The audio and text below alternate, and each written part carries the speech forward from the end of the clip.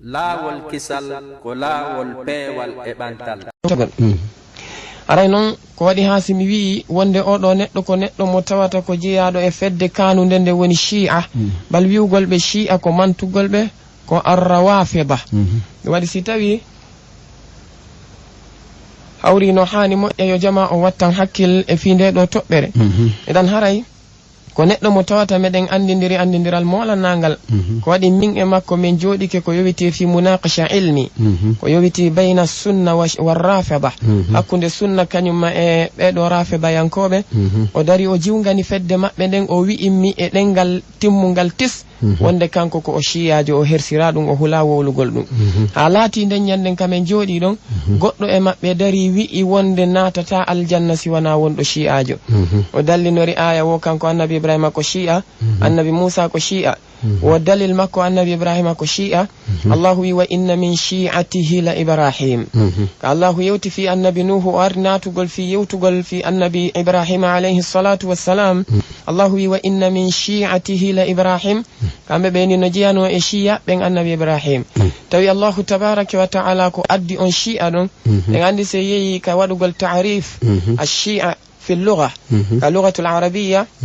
ɓe wiyay ko innete ash-shi'a ko al ansar wal atba' idan allahu wi wa inna min shi'atihi ay wa inna min atba'i nuhin wa ansarihi ala dinihi la ibrahim yani no jeeya e jokkuɓe annabi nuhu ɓen e wallitotoɓe annabi nuhu e sakugol dina maɓɓe kan annabi ibrahim tawi yuharrifuna al kalima an mawadi' o wi wo dalil annabi musa ko shi'a allahu wi fastaghathahu alladhi min shi'atihi ala alladhi min aduwi idan si darama on fastaghathahu alladhi min shi'atihi ala alladhi min aduwi karmo ko be tafsiru ben fop ko be firi on shi'a non ko fastaghathahu alladhi min qawmihi ay min qabilatihi ala alladhi min aduwihi فوكذه موسى فقضى عليه إذن ستوي دارا ما وي كلا كوني شيء كان در قرآن كو كم بفاندا أرى الله نودني إن آية قوتو يبدت وانكد بفواي هوري مأمن الله وي ثم لننزعن من كل شيعة أيهم أشد على الرحمن عتيا وي سيارو يا من يلا عند درجال من بني هفرا بيدو بين فوق بندي جهنم وي أنتم من سوء اندر شيعة فو أواسيتاي كونو يارت وي كلا يا مأمن بردو ساتو دي جيتي يورو دي برني إفي الله en bugo mo kayite jahannam be ndari dum don en tawa fiyake wonno yurmi ko fi andingol jama on wonde yobe andu ko neddo shi'ajo min e makko min jodike kala humpaado yewtere nden hinde joga e der carte mémoire ji dududi si on tigi yewti ga Cheikh Yusuf Madina ben no jogiti kanko e hore makko ko min e makko jodudi no fi munaqasha aray non e yarugal makko wonde sharia dina no hadi yo julbe be yeddotir yobe woni yimbe be tata ko lurrebe yoga e mabbe heferdina yoga o dallinori den ayaje Qur'an no tabiti wonde sharia dina kan ka Qur'anare Allah tabaaraka wa ta'ala e ka sunna ne laado alayhi salatu wassalam dido didi ko yamiri julbe ben ko yobe jogitondir hakkundaji mabbe harabe lurrali be anyindira hakkundaji mabbe be bugondira kongudi keferago hakkundaji mabbe lakin si tawi en daari Allahu enelado alayhi salatu wassalam ko yamiri yo wonu gotu jogondira hara lurrali ko julbe ben wana hefera ben eden jabani mo ko julbe ben jonno wi'ugol makko wonde shi'a ko julbe sufi ko julbe sunna ko julbe be do fu no hani jogondirde hara be lurrali aray ko hunde ne tawata ko kongol iwgol e makko o ala dalil hay hunde e deftere hay woter ko wadi si tawi en daari e der kongudi makko din kanko o yaari wi'ugol wonde sunna yankoɓɓen e shi'a ɓen e sufi yankoɓɓen ɓeɗo fof maɓɓe si a yiltike defte aqidaji maɓɓe ɗin a taway ko aqidaji gooti woni ko ɓe fiɓi ɓe lurra e mum o wi si ɓe lurri haray kaka calɗi woni ko ɓe lurri on tuma o wi ɗum déjà si darama tawete sahaba ɓen tigi ɓe lurri ka calɗi dallinori sifa ka sahaba be nelaado alayhi salatu wassalam rewbe mabbe be lurruno fi muyningol towudo duubi e mo towa duubi ko yowiti e fiyake dum o dallinori ka sayyidna Umar e sayyidna Abubakar lurruno fi habugol be ittali zakka e ko nande sifa din peji tawi non wi'ugol makko wonde sunnankobɓen e shiyaɓɓen wattude e suufiɓɓen ko aqidaji gooti ɓe jogiti haray ko hunde nde tawata wana hunde sellude ko hunde nde andan ɗon hoore mum ko luni gonga on few oɗo waɗi si tawi se ndaari déjà kanko tigi e nder konguɗi makko ɗin o wi kala faalaɗo yo yiltito ɗaɓɓitoya ɗeɗo defte aqida shiya e defte aqida sunna e defte aqida suufi on tigi ndaara o tawa pellet ɓeɗo lurraka aqida haray noon ka hollugol mo wonde konko o wowli ɗon ko fenande e ka findintingol haqqillaji jama o wonde konko o wowli ɗon koko lundi goonga se ndaari moƴƴa e yiltike e defte aqidaji maɓɓe ɗin kamɓe shiyaɓɓen tigi e yiltike e defte aqidaji men ɗin ene yimɓe sunna ɓen en taway baynana bayna almashriqi walmaghrib no hakkunde men e maɓɓe ka aqida e ko andan ɗon hoore mon no woni hakkunde funnange kañum may hirnange waɗi noon si tawi wowlama fi aqida kanko hinno kamɓe shiyaɓɓen kaɓe jogui ɗon qur'ana ahlu sunna ko ɗon jogui qur'an kaɓe jogui ɗon e allahu on ahlu sunna ko ɗon jogui allah kaɓe jogui ɗon nelaɗo on ahlu sunna ko ɗon jogui nelaɗo joni noon daren kamɓe shiyaɓɓen e hoore maɓɓe ko honɗum ɓe jogiti e qur'an e nder ɗeɗo defte maɓɓe haray si tawi en jantike konngol maɓɓe ngol en jantoto inde karmokoje wowluɗo on jantoɗen inde deftere makko nden jantoɗen mujallad deftere nden numéro mum on jantoɗen kadi numéro sengo ɗerol ngol fi kala faalaɗo humpitade anda no laaɓani mo pos yo yiltito e ɗen ɗon o ndaaroya o tawa pellet ko ɗum ɗon tigi woni to ko waɗi si tawi hawri wana wonirɗen ɗo ni en darike hande en daari nde ɗo qur'anare teddude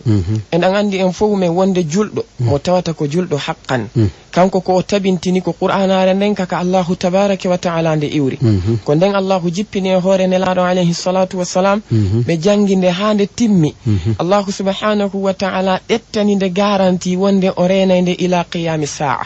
waɗi kanko wi inna nahnu nazzalna dhikra wa inna lahu lahafidun o wi ko menen tigi woni ko jippini nde ɗo qur'anare teddude ko menen kadi chargi ɗettani nde garanti wonde men renayde ha ñalande dargal mere heɓatande iwde e ɗum ɗon kanko allahu subhanahu wa ta'ala o wi la ya'tihi albatilu min bayni yadayhi wala min khalfi tanzilun min hakimin hamid kanko tabaraka wa ta'ala o wi nde ɗo qur'anare makko teddude mere ardantande yeeso mere ardantande ɓaawo yani ko nde luttende eno o jippiniri nde noon ha dargal ngal daro goɗɗo wawatande waylude kono noon ko la tabdila li kalimatillah wawɗo waylude konngol allahu tabaraka wa ta'ala ma konguɗi makko wonɗi ɗin ka qur'anare makko on neɗɗo ala idan eɗen andi gomɗinɗo on kan neɗɗo mo tata ko julɗo ko ni o jogitori qur'an ko wonde goɗɗo wawatande waylude ha dargal daro ko nde timmude tisay hunde ɗoytaki e mayre goɗɗum fawaki e mayre joni no yiltoɗen daren e nder defte maɓɓe ɗen kamɓe ɓeɗo shiyaɓe e defte maɓɓe molanaɗe mawɗe ɗen anden ko honɗum kamɓe ɓe wi e qur'ana daren si tawi aqida men on e aqida maɓɓe on ko gotuge mum si tawi hawri e yiltitiki e nde ɗo deftere maɓɓe wiyetede usulul kafi oɗo karmakojo maɓɓe wiyeteɗo Muhammad ibn Yaqub al-Kulayni ka mujallad arano sengo ɗerol 254 ɓe mana ka volume arano siko nano français e page oɗo page 284 ɓe wi wa qala Muhammad ibn Yaqub al-Kulayni fi usulil kafi tahta bab annahu لم يجمع القرآن كله إلا الأئمة كانكو أودو نيدو كوليني او وي كا دفتر ماكو أصول الكافي وند o waɗi taw damal molanangal wi'ugol makko ha hande wawali moɓude nde ɗo qur'anare nde fo mayre siwana almamiɓe maɓɓe ɓen kamɓe shiya ɓen tun ko waɗi si tawi kanko oɗo neɗɗo addi non konngol makko ngol o wi an Jabir قال سمعت أبا جعفر يقول ما ادعى أحد من الناس أنه جمع القرآن كله كما أنزله الله إلا كذاب وما جمعه وحفظه كما أنزله الله إلا علي بن أبي طالب والأئمة من بعده كان كليني وي وند ورام جابر كان بجابر بوي وند سمعت kanko Jabir o nani Aba Ja'far oɗo neɗɗo maɓɓe wiyeteɗo Aba Ja'far yaqulu himo wiya madda'a ahadun wonde nodditaki hay e goto minan nasi e nder yimɓe ɓen annahu wonde kanko jama'a alqur'ana o mooɓi qur'anare nden kulla hunde fuu mayre foti o hunjinde o jogiti maahi mo joginde ka nde windiɗon nde fuu mayre ha timmi kama anzalahu llah wana allahu on jippiniri nde noon illa kadhab siwana neɗɗo fenowo o wi wama jama'ahu moɓali ndeɗo wa hafidahu hunjinde ha timmitis kama anzalahu llahu wana allahu jippiniri nde noon illa ali ibni abi talib sina ali sayyidina ali abiɗɗo abou talib on wal a'immatu min ba'di e ɓeɗo almamiɓe shiya artuɓe ɓawa seydina aliya andi sen daari ngol ɗo konngol makko en taway pellet kanko on ko o jogiti oɗo kulayni ɗen andile ko almamijo maɓɓe molanaɗo wonde sahabaɓe heddiɓe ɓen hay goto e maɓɓe hunjanoki qur'an hay goto e maɓɓe jogitanoki qur'ana timmuɗo kala wiwɗo ɓen ɗon no jogitino qur'ana timmuɗo haray o tigi ko fenowo bal hay kamɓe sahabaɓe wiwɓe ɗum ɓen koɓe feneɓe tawi noon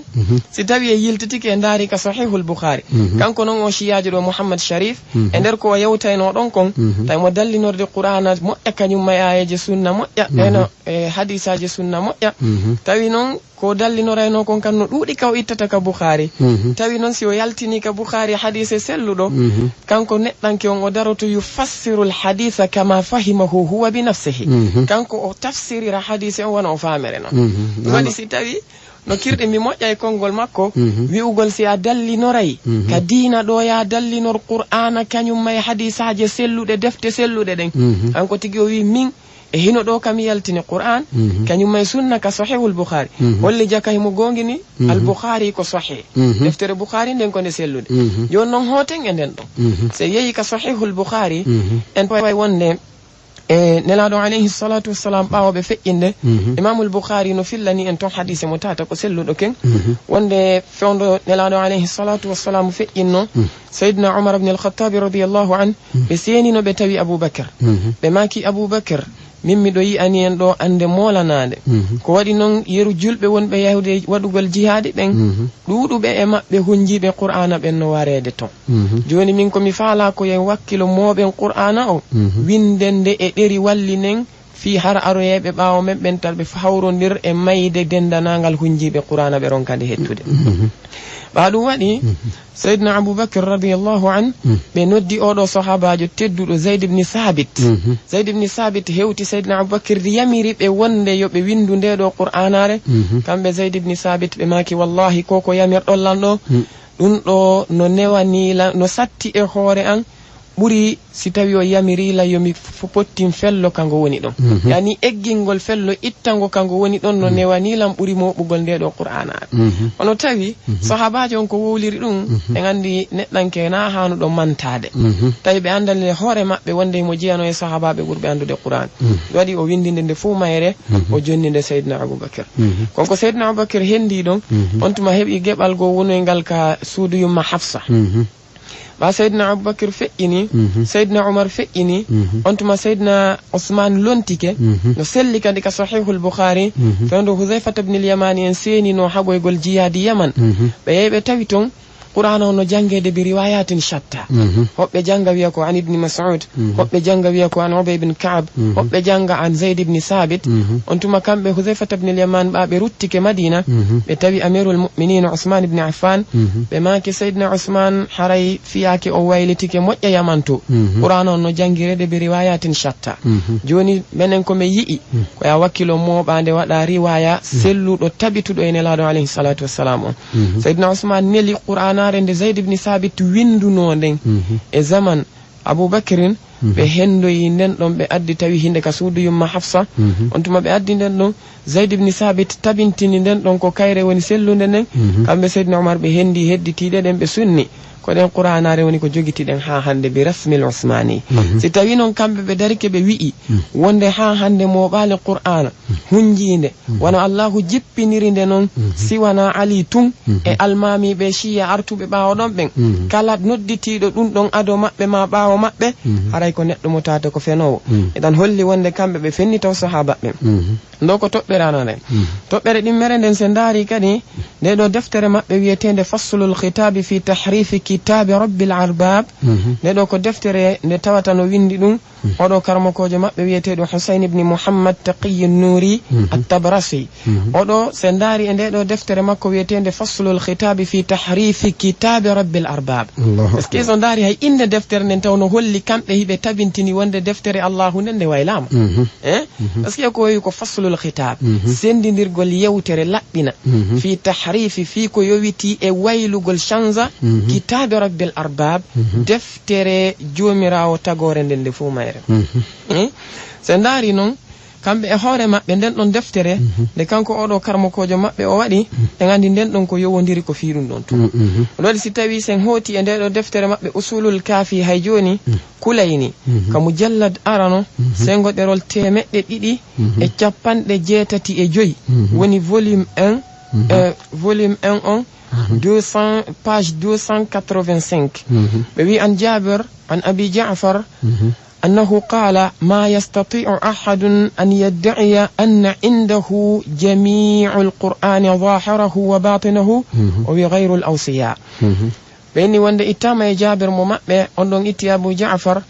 وند نسلي كانكو جعفر أبو جعفر وي ما يستطيع أحد حي قوتو واوتا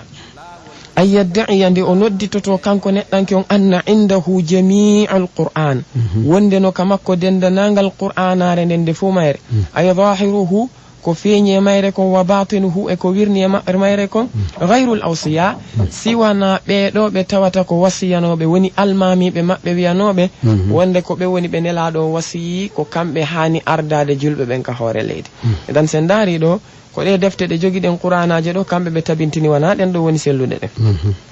sen iwi ɗon e nden ɗon deftere maɓɓe en hooti hayin kadi e mayre tigi usulul kafi lil kulayni joni ka mujallad ɗimmo sengo ɗerol 634 o wi an Hisham ibn Salim an Abi Abdillahi qala inna alqur'ana alladhi jaa bihi Jibra'il ila Muhammadin sallallahu alayhi wa alihi wa sallam ko 17,000 aya o wi kanko Hisham ibn Salim wonde o itti e Abi Abdillahi wonde on ɗo wi'i innal qur'ana alladhi jaa bihi Jibra'il nden qur'anare nde Jibrilu jippinno ila Muhammadin sallallahu alayhi wa sallam faade e Muhammad sallallahu alayhi wa sallam o wi ko 17,000 aya bimana ko ayeje guluji 17 woni ko arno e qur'ana mo Jibrilu jippinno e hore Muhammad alayhi salatu wassalam tawi noon سنداني كمسند إمام أحمد بن حنبل نبراتون حديث سيدنا علي رضي الله عنه يندقو قطر لندن بكم بسيدنا علي أني آيجة إنك قرآنار الله تبارك وتعالى كل جل كم بسيدنا علي بماكي كو آيجة تيمت لجيغو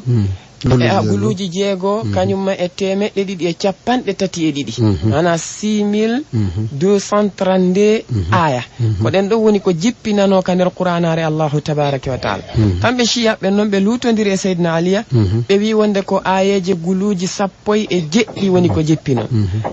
si tawi hawri en daari dum do ko be faala wiwde ko wonde ndende jogiden do hande wana kayreni idan qur'ana on duitama si tawi qur'ana duitama ko Allahu wi ko woni sellali parce que kanko wi o jippinide o renande ha dargal daro ɗum ko laaɓi pos ka deftere maɓɓe se ndaari oɗo karmokojo maɓɓe kadi wiyeteɗo Ahmad at-Tabrasi on kan no mar deftere no enne al-ihtijaj kanko oɗo karmokojo maɓɓe e nder nde ɗo deftere makko wiyetende al-ihtijaj se ndaari ka sengo ɗerol 156 kañum e nde ɗo deftere wiyetende faslul khitabi nde yewtuɗen fi mum nanen sengo ɗerol jeɗɗi e ndaara tawen ɓe wi toon wonde Umar ibn al-Khattab radiyallahu an ñande go qala li Zayd ibn Thabit ɓe makanno Zayd ibn Thabit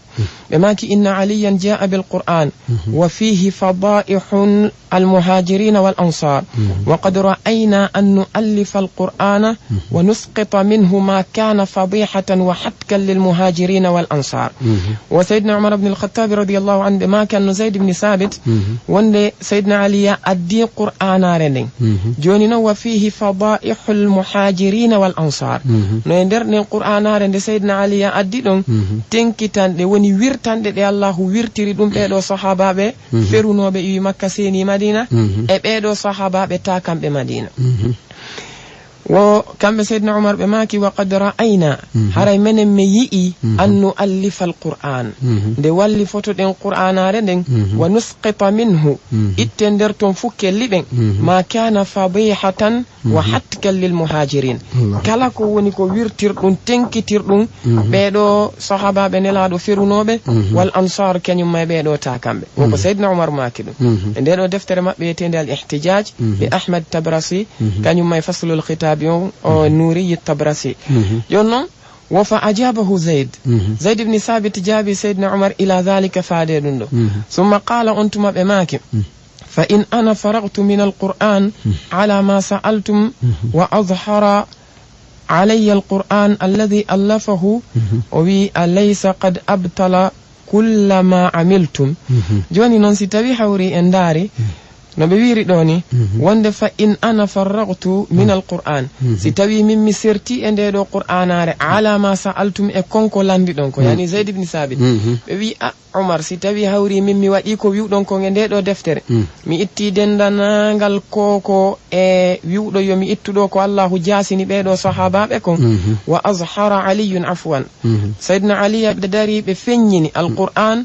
alladi allafahu qur'anare nde kamɓe ɓe wallifi nden alaysa qad abtala kulla ma amiltum ene haray ɗon sikkude saydna aliya bonnitali dendanagal ko golluɗon kon fo haray ɓe wi fa qala umar saydna umar ɓe maki mal hiila joni noon ko hiila hombo reweten ha wawen bonnude konko ali addi ɗon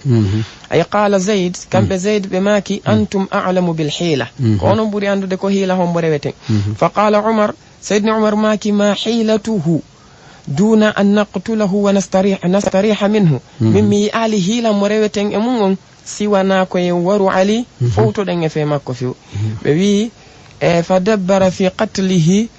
على يد خالد بن الوليد فلم يقدر ذلك وسيدنا عمر داري هابه إمني خالد بن الوليد يوبن دون إمو بياها بشاهندنا سيدنا علي بفوتو سيدنا علي في يوبواو فينين دي قرآن كو بفالا فينين دي وي فلم يقدر ذلك كان بخالد بن الوليد بوالد جون بي فلم مستخلف عمر فوند سيدنا عمر لونتنا نوباو فإنغول سيدنا أبو بكر وي سأل عليا أن يدفع إليهم القرآن وسيدنا أبو عمر لندي سيدنا علي يبي أدو قرآن رندين أي فيحرفوه في يبي ويلون فيما بينهم يكون كوني هكوني مابين فقال عمر وسيدنا عمر ماكي يا أبا الحسن كأيو بن الحسين أي سيدنا علي إن جئت بالقرآن الذي كنت جئت به إلى أبي بكر حتى نجتمع عليه ماكي هارينو نمؤينو ستوي أن علي آدني إن دي قرآن هارين دي أدونا دا فيون دو أبو بكر لاندينو هاواوي مؤبندر دي مايرين دارين فياك مايرين وفقال سيدنا علي ماكي هاي هات دو ليس إلى ذلك سبيل ممي ينالي دون الله إنما جئت به ande ko mi addirno nden ɗon deftere ila abi bakrin faade abou bacre ko li taquma alhujjatu alaykum ko fiyo hujja o yanu e dow mum tun wala taqulu wata o wiyo yawma alqiyamati ñalande dargal inna kunna an hadha ghafilin menen men laatinoke wonde ko men welsindinoɓe men andano wonde nde ɗo qur'anare wana kayre ni aw taqulu ma ɗum fi wata o wiyo ñalande dargal ma jittana a addanano men qur'ana gongajo se ndaari nde ɗo yewtere maɓɓe en tawayno wirɗen noon inde yalti e nde ɗo deftere wiyetende kitabu faslil khitabe kañum ma al ihtijaj li tabrasi ɗeɗo fof no waali toon en jantike no numéro page ji ɗin fof majji ko hollata e wonde ɓeɗo chiyaɓe kamɓe toon qur'anare nden ɓe jaɓa wonde ko ndeɗo joni noon si tawi hawri en daari ɗum ɗon en taway ko pellet fiyake maɓɓe on no yurmi hattirɗe yurmugol sen hooti e nden deftere wiyetende faslul khitabe fi tahrifi kitabe rabbil arbab lin nuriyi tabrasi ka sengoɗerol 350 mo janti nder ton kadi ko hawni moƴƴa parce que o wi'i wonde si darama tawete sahaba ben no duyti qur'anare nden Allahu tabaraka wa ta'ala no jippindiri nde non be duytuno nde wana non be acciri wono jiya aya mo be duyti nder ton on ka Allahu wi don wa rafa'na laka dhikraka wono wa rafa'na laka dhikraka on sahaba ben hattini don tayna dum don tun Allahu jippini o Allahu tabaraka wa ta'ala ko jippinno ko wa rafa'na laka dhikraka bi aliyin sihraka anne laado menen men bantiri inde mande jantore mande ka aduna sabu wadugol sayyidina aliya israbe ma yoni sen dari dum do fo ba leer men o wana yaajudo moƴƴan do ko sappingol tun haqqille jama on wonde ko pellet shiya ben ko be fibi kon e qur'anare den kanyum may yimbe sunna be wana goto parce que shiya ben kambe be fibi wonde sahababe ben sinano sayyidina aliyatun e bibbe mum ben e ko arti baawo ben don kon hay goto hunjaaki deftere Allahu nen kala e mabbe wiwdo dum don aray ko mere woni ko o jokki o fenu wade ndari kan no be toñiri sayyidina Umar do kanyum e Zaid ibn Sabit ko hollugol wonde ben don be darino fi waylugol deftere Allahu nen wayludo deftere Allahu nen le den andi ko neddo kefer edan haray do ko tobbere taw aranere de tawata no holla e wonde aqidaji sunna di e aqidaji shiya ben ko aqidaji sirtudi few ka sengol qur'anare taw woni awwalu shay'in edan haray sido mari seeda ko humpiton en e fi dum don onon kadi ka fi fenyintinangol yimbe be moƴƴa wonde shiya e sunna e hore damal qur'ana taw wana deftere wotere haybe noddi taw kambe o alhamdulillah rabbil alamin naray musibbe julbe tedduɓe hiɗen ɗo e wagutu hittuɗo yetti Allah subhanahu wa ta'ala hiɗen radio Soleil 93.5 inde wonde ɗo Cheikh Khallo aray yewtere nden no soggi o ngeli oɗo jibi libsi tawi ko niɓɓiti bugama e nder ko henti haray be ko niɓɓiti kon yaltine ko henti kon heddo ɗo haray ko jibi liɓi wona ɗo e bugede e noppi yimɓe ɓen ko ɗum waɗi si tawi hande ɗum ɗo no ɓanginede fiiɓe mutaki ɓen yo faamu si defte ɗen jantama ɗe ɗaɓɓitoyama si tawi hawri daaro ɓe daari ɓe yiyay ton gonga on o yaltita jama on iwa e sikkugol wanno nden ɗon yewtere ko noon nde woniri par ce que si tawi neɗɗo sikkaɗo ko moƴƴo ma sikkaɗo ko gonga wolata o wowli tawi wona gonga ko ma ɗum ɗo rutte ɓangine wona gonga fi wota o majjin jama on si tawi gonga on yalti hande kadi jama on suɓo ɓe daroto faalaɓe ƴettude gonga ɓe ƴetta faalaɓe jokkude mere ɓen kadi ɓe jokka kono haray andugol gonga on wona hujja e hoore maɓɓe ma ɗum ɗon wonanaɓe hujja maɓɓe ha kaali janna haray Cheikh no yewtere nden soggori ni hinde laaba meɗen wattita kongol ngol e sokeje moɗon no soggi nam e haray ko hikkiti ɗum ɗon kon en daray kadi ko honɗum woni kamɓe hoore maɓɓe ko ɓe fiɓi e ɓeɗo sahabaɓe nelaɗo alayhi salatu wassalam e ene yimɓe sunna ɓen ko honɗum fiɓuɗen e ɓeɗon e sahabaɓe nelaɗo alayhi salatu wassalam eɗen andi sen daari qur'anare teddude nden Allahu subhanahu wa ta'ala no jantani en ton ko tiiɗi moƴƴa fi ɓeɗo sahabaɓe nelaɗo alayhi salatu wassalam Allahu no tabintinani e wonde pellet ɓeɗo ko jiyaɓe Allahu tabaraka wa ta'ala laaɓuɓe waɗi si kanko Allahu subhanahu wa ta'ala o tabintinani en ka qur'ana wonde pellet ɓen ɗon ko gomɗinɓe wonno wannon o wi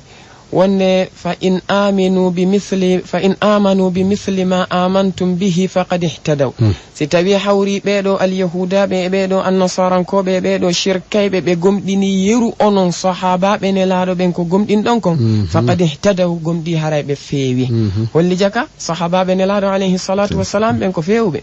e ayago Allahu tabaraka wa ta'ala wi en waman yushaqiqi ar-rasula min ba'di ma tabayyana lahu al-huda wa yattabi' ghayra sabili al-mu'minina nuwallihi ma tawalla wa nuslihi jahannama wa sa'at masira sen daari oɗo aya karmo koɓe tafsiru ɓen foppo maɓɓe sen daari nokku kaɓe tafsiri oɗo ɗon ko ɓe wi wonde ko ijma'an bayna al-mufassirin ɓe fof hiɓe fotti almuradu bil mu'minin ka Allah wiɗo wa man yushaqiqi ar-rasula kala on neɗɗo lundiɗo nelaɗo Muhammadin sallallahu alayhi wa sallam min ba'di ma tabayyana lahu al-huda ɓawo feeñande mo peewal ngal e goonga on wa yattabi'i o jokki ghayra sabilil mu'minin ko wona laawol gomɗinɓe ɓen ulama o fof ɓe maki almurad bil mu'minina huna ko as-sahaba ko sahabaɓe nelaɗo alayhi salatu wassalamu ɓen woni ko Allahu on faandi ɗo o wi ko ɓe gomɗinɓe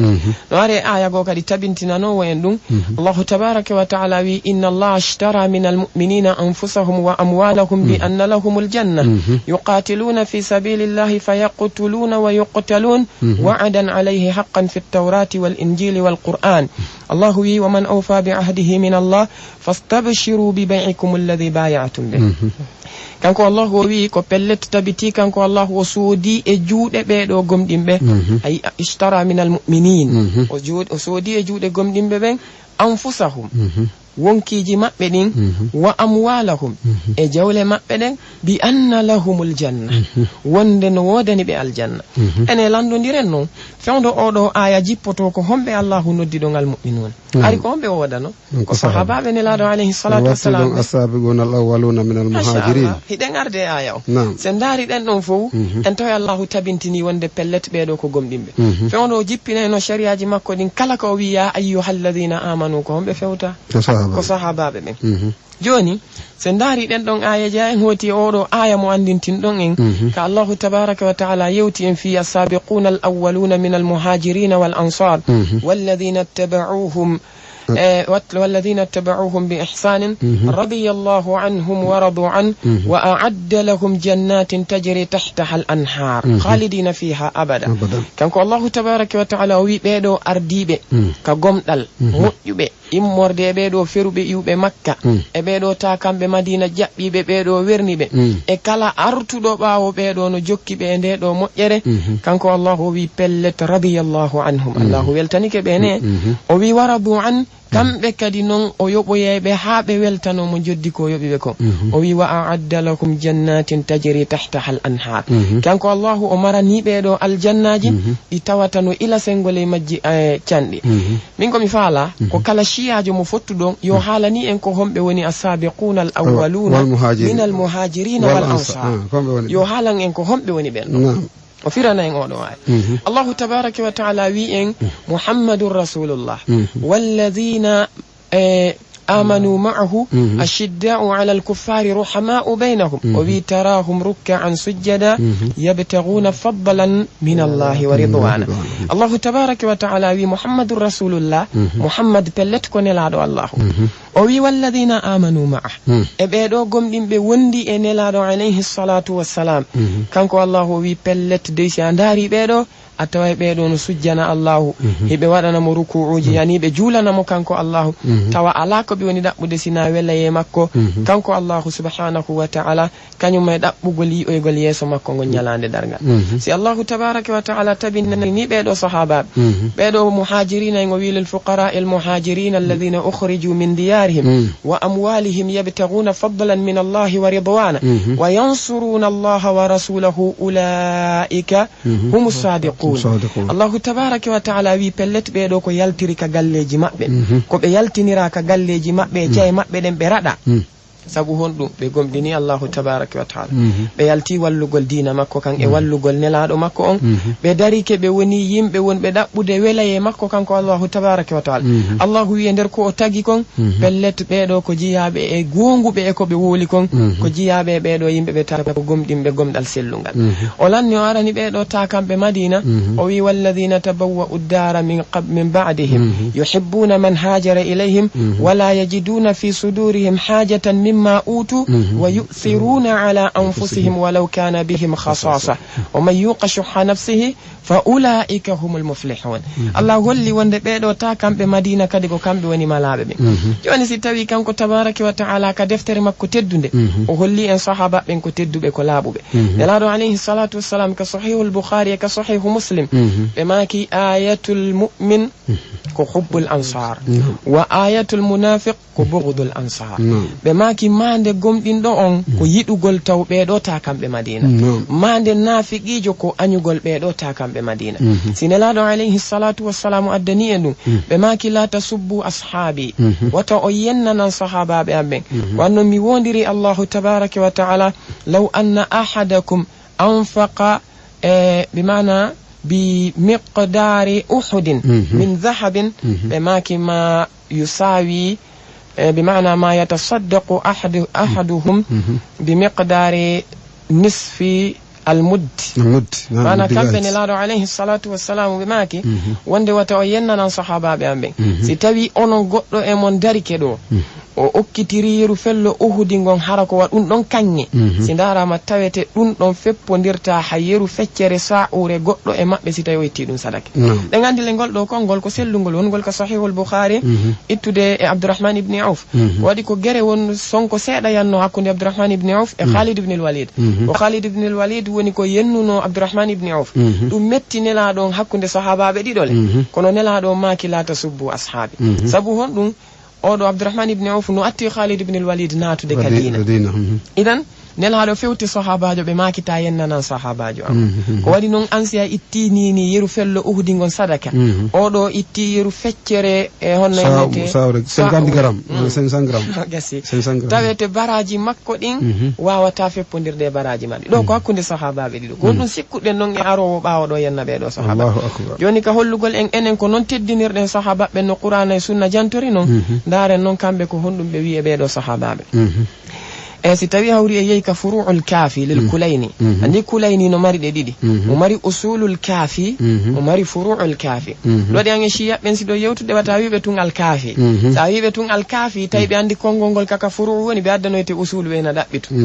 إذن كو ياويو بكا فروع الكافي ما كا أصول الكافي دونون كو وندي يوتو دي دو كون كاكا فروع الكافي وني للكليني سنغو ديرول تيمي ديري كانيوم ما إسابوي جوي سنداري كان كليني وبي أن جعفر رضي الله عنه كان الناس أهل الردة بعد النبي صلى الله عليه وسلم إلا ثلاثة وبي فقلت من الثلاثة فقال المقداد بن الأسود وأبو ذر الغفاري وسلمان الفارسي بي وند كليني جانتيك اندي دو دفتر مكو فروع الكافي سنغو ديرول تيمدر اسابو جوي او وي اتاما اي جعفر مو كان الناس وند جعفر وي لاتيك ييمبه بن أهل ردة معنى الناس هناك الصحابة وند الصحابة بلاتينو كديكو بيم بمرتبة بعد النبي صلى الله عليه وسلم باو نلادون إلا 3 سنات يعني سينا ما نتلو wonde o woni ahlu ridda neddo motata ko murtad murtudo haray asli makko on ko juldo wonno on tuma wonti kefero ko on neddo inete murtad murtudo jonnon be wi sahaba ben fu murtuno bawo nelaado alayhi salatu wassalam siwana tato ay fa qultu mi wi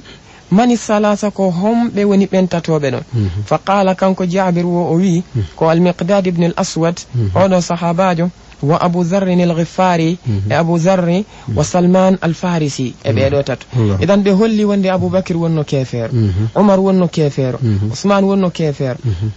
عائشة ونو كافر حفصة ونو كافر خالد بن الوليد عبد الرحمن بن عوف وسائر الصحابة دفوما يسوانا بيدو تاتو واتو دي سيدنا علي يبيب بمومبي ويكو بيدو تون heddino wonde ka nder islam be ya fo woni no kefer be ngandi non si allah labbini goddo ka deftere makko teddunde nela do labbini mo ka sunna mabbe teddudo an a arti ya wi wonde ben don ko be yimbe heferabe woni haray kazzabta allah wa kazzabta ar-rasula afenni allah afenni nela don man kazzaba allah wa kazzaba rasulahu fa huwa kafir kala neddo fennudo allah tabaaraka wa ta'ala o fenni nela do alayhi salatu wassalam ko neddo kefer e dal do ko jantore go sen iwi don en hoti nde do deftere mabbe wietende biharul anwar karamo kojo mabbe no ine al majlisi sen dari odo nde do deftere makko kanko odo karamo kojo odo mujallad yani kamu jallad cappanɗe jeego e jeenayi sen daari sengo derol temedere e cappanɗe tati e jeɗɗi ha temedere e cappanɗe tati e jeetati ɓe wi wa dhakkara al majlisiyu fi bihar al anwar anna mawla li ali ibn al husayn qala kuntu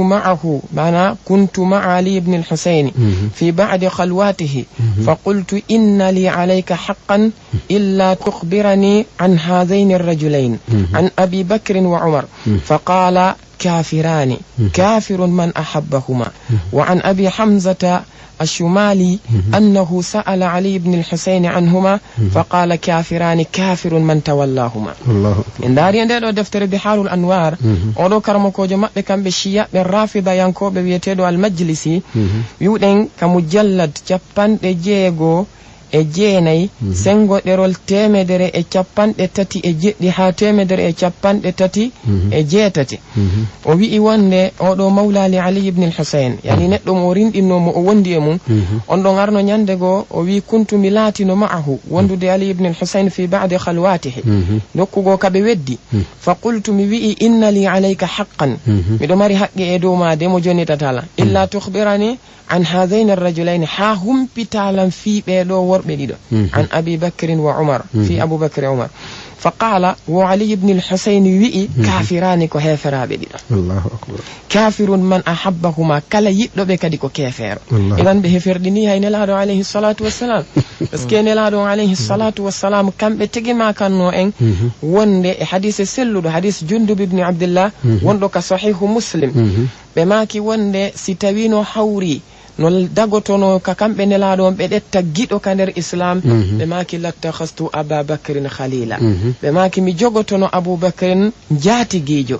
jon noon holli ɓe maki kono jaatigiya ka islam kan ko musidankako woni toon antuma ɓe terti jaatigiyagal ngal holli wonde nelaɗo alayhi salatu wassalam no yiɗuno aboubacry moƴƴa ɓe wi noon kafirun man ahabbahuma kala yiɗɗo aboubacrin e oumar ko kefer konngol gotol no ara ɗum si tawi woni ali ibn abi talib e gueɗal mum fof no joguino saydna omar ko keefeero saydna aboubacry ko keefeero ko honɗum question min lanto ɓay ali ibn abou talib ƴettuno gueɗal mum ummu kulsumi okki saydna oumar o jiidani oumar ko honno ali ibn abi talib ƴettirta gueɗal mum ɓiɗɗo mum reedu okka keefeero mo wondi wallahi ɗum ɗum ko question ɗo ko question momi ɓurtanto fiyano ɓe si a pensi ɗon heɓe hani miijitade ummu kulsumi o jiidanimo kadi ha timmi tesla kadi voilà joni kono ɗum woni joni sen yiltitike ɗum ɗon taw en daari nelaɗo alayhi salatu wassalam kamɓe e hoore maɓɓe no ɓe wondirno noon e ɓeɗo sahabaɓe ɓe ɗetti gueɗal jo seydna aboubacry woni yumma aicha ɓe ɗetti gueɗal jo seydna oɗo oumar woni yumma hafsa ɓe ɗetti gueɗal ɓe maɓɓe ɗiɗo ɓe okki ousmane woni ruqayyatu kañumma e zeynab ɓawo oɗa feƴƴinde ko ɗum waɗi si ousmane noddiraɓe zinnurayni ɓe lanni kamɓe nelaɗo alayhi salatu wassalam ɓe ɗetti gueɗal jo maɓɓe kadi ɓe okki ali ibni abi talib nelaɗo on anda ɓeɗo ko heferaɓe allahu tabaraka wa taala no wi en la tunkihu lmushrikina hatta yuminu wala abdun muminun hayrun min mushrikin walaw ajabakum kamɓe nelaɗon ɓe wawa ƴettude ɓiɓɓe maɓɓe gomɗinɓe timminɓe gomɗal ɓe okka ɓeɗo araɓe andi ɗum ciyaji no hani landede ɗum kam